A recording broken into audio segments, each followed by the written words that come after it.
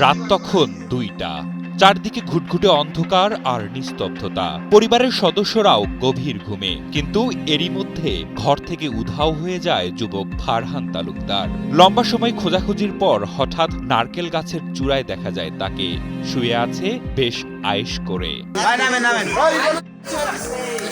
শুনে রূপকথার গল্প মনে হলেও বাস্তবে এমনই ঘটনা ঘটেছে, যা নিয়ে এলাকায় চলছে তোলপাড়। আতঙ্কে দিন পার করছেন স্থানীয়রা। তবে সবার মনে প্রশ্ন, এত রাতে সে কিভাবে নারকেল গাছে উঠল?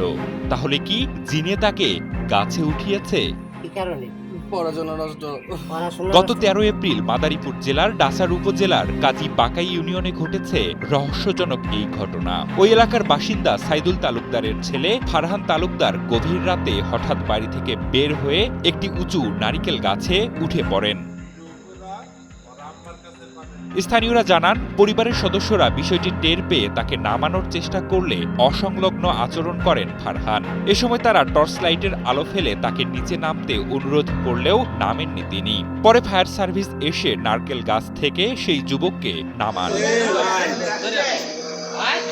তবে নিচে নামানো হলেও অস্বাভাবিক আচরণ করতেই থাকেন যুবক ফারহান। স্থানীয় অনেকেই বলেন তার উপর জিনের আছর লেগেছে, তাই এমন অস্বাভাবিক আচরণ করেছে সে।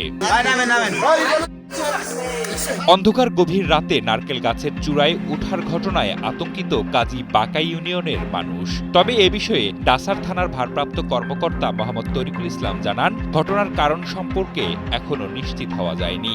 কি কারণে তিনি এমন কাজ করেছেন তা খতিয়ে দেখা হচ্ছে। বিষয়টি আমি শুনেছি, এ বিষয়ে আমরা আরো বিস্তারিতভাবে জানবো যে এটা কি ঘটনা এবং কিভাবে ওই যুবকটা মাথায় উঠেছে আমরা আরো খতিয়ে দেখবো।